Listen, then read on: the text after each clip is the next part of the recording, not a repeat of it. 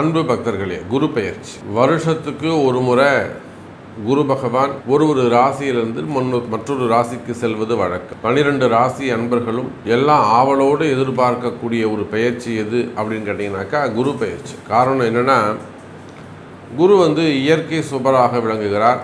இயற்கையிலேயே ரொம்ப நல்லவர். ஒருவன் தவறு செய்திருந்தால் கூட அந்த தப்பையெல்லாம் தன் பேரில் எடுத்துக்கிட்டு அவனை நல்லவனாக்கி அவனுக்கு ஒரு நற்கதியை நல்வழியை காட்டக்கூடியவர். அதனால தான் அவருக்கு குருன்னு பேர். அவங்கள்ட்ட இருக்கக்கூடிய தவறுகளை எல்லாமே தன் பார்வையிலே எடுத்துக்கொண்டு அவனை நல்லவனாக்கி அவனுக்கு புண்ணியத்தை கொடுத்து சுபத்துவமாக அவனை உயர்ந்த நிலையில் வாழ வைக்கக்கூடிய எண்ணம் உடையவர். யாராக இருந்தாலும் இந்த குரு இதேன்னு ஒரு சப்போர்ட் பண்ணாருன்னா எப்பேற்பட்ட கஷ்டமும் உங்களுக்கு இருக்கக்கூடிய எப்படிப்பட்ட கஷ்டமும் உடனடியாக நிவர்த்தியாகும். இல்லை பெரிய சிக்கலில் இருந்தாலுமே கூட இதுக்கெல்லாம் அந்த குரு நினைப்பாரேயானால் பார்ப்பாரேயானால் இமீடியட் சொல்யூஷன், உடனடியாக அது எப்படியாவது உங்களை நான் கைப்பிடிச்சி மேலே அழைச்சிட்டு விட்டுருவார். இந்த குரு பெயர்ச்சி மே மாதம் 11ஆம் தேதி, ஆமாம் 11/5/2025 மதியம் 1:20 குரு பகவான் ரிஷப ராசியிலிருந்து மிதுன ராசிக்கு பெயர்ச்சி அடைகிறார். ஒரு மிகப்பெரிய சுபத்துவமான நன்மையான ஒரு மாற்றம் ஏற்பட போகுது. இந்த உலகத்துக்கே கூட, இந்த பிரபஞ்சத்திற்கே கூட ஒரு பெரிய நன்மை ஏற்பட போகிறது. புதனுடைய வீட்டுக்கு போகக்கூடிய குரு பகவான் காலப்புருஷனுக்கு 3ஆம் இடத்திற்கு செல்ல போகிறார். எல்லாரும் முயற்சி எடுக்கக்கூடிய முயற்சிகளுக்கெல்லாம் வெற்றியை தரப்போகிறார். உங்களுடைய பிரச்சனைகள் எதுவாக இருந்தாலுமே கூட இந்த குரு பெயர்ச்சிக்காக ஒரு குரு பெயர்ச்சி யாகம், குரு பெயர்ச்சி பரிகார ஹோமம் ஒன்று நடைபெறுகிறது. அந்த பரிகார ஹோமத்தில் நீங்களும் பங்கு பெறலாம். சிறிய தொகை. உலகம் முழுவதும் வாழக்கூடிய அன்பு பக்தர்கள் இந்த குரு பெயர்ச்சியால் ஒரு நன்மை நடக்கணும், எனக்கு இது நடக்கணும் சாமி, பதவி வேணும், அல்லது பட்டம் வேணும், வேலை வேணும், அந்தஸ்து வேணும், ப்ரமோஷன் வேணும், அல்லது ஃபேமிலி சப்ஜெக்டு, மேரேஜ் சப்ஜெக்டு, அல்லது வம்சாபிவிருத்தி, குழந்தை பாக்கியம், திருமணம், அல்லது பிஸ்னஸ் ரிலேட்டடாக கடன் சுமைகள், கடன் பிரச்சனைகள், ஃபண்டு டிமாண்டு, வீண்பழி அவமானங்கள், வம்பு வழக்கு, அப்போ எந்த மாதிரியான ட்ரபுள்ஸ் இருந்தாலுமே கூட ஒரு பிரார்த்தனை செய்து இந்த யாகத்தில் நீங்கள் கலந்து கொள்வீர்களே ஆனால் நீங்கள் நேரில் வரணுன்ற அவசியம் கிடையாது. சங்கல்பம் செய்து வீட்டுக்கே கூட பிரசாதம் அனுப்பி வைக்கப்படும். அப்போ தவறாமல் இந்த யாகத்தில் நீங்கள் எங்கிருந்தாலும் பங்கு பெறலாம்.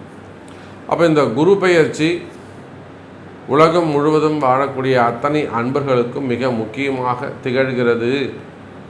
ஸோ ஒவ்வொரு ராசிக்கும் இந்த குரு பெயர்ச்சி என்ன செய்யுது, குரு என்ன செய்ய போகிறார், உங்கள் ராசிக்கு எத்தனாம் பாவமாக அமைகிறார், உங்கள் ராசிக்கு எத்தனாவது பாவத்தில் போயிட்டு குரு உட்காராரு, அந்த குருவால் உங்களுக்கு எப்படியெல்லாம் நன்மைகள் நடக்க போகுது, இல்லை எந்தெந்த விதத்தில் நீங்கள் குருவிட்ட போய் நீங்கள் அவர்கிட்ட முறையிடலாம் அப்படிங்கிற ஃபுல் டீட்டெயிலை போய் பார்க்கலாம். வாருங்கள்.